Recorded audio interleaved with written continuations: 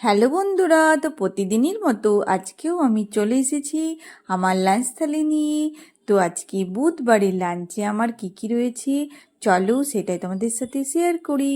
তো বুধবারের লাঞ্চে রয়েছে গরম ভাতের সাথে কাগজি লেবু, কাঁচা লঙ্কা, আলু কল্লা চচ্চড়ি। তো সর্ষে দিয়ে আলু কল্লা চচ্চড়িটা করেছি, এর সাথে একটুখানি পেঁয়াজ কুচি, কাঁচা লঙ্কাও দিয়েছি।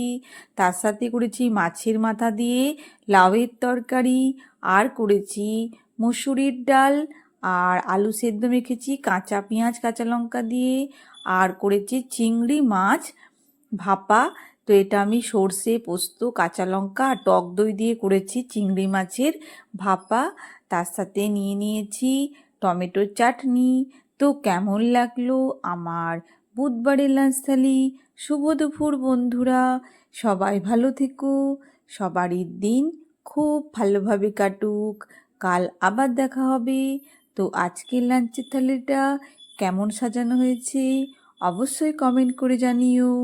গুড বাই বন্ধুরা।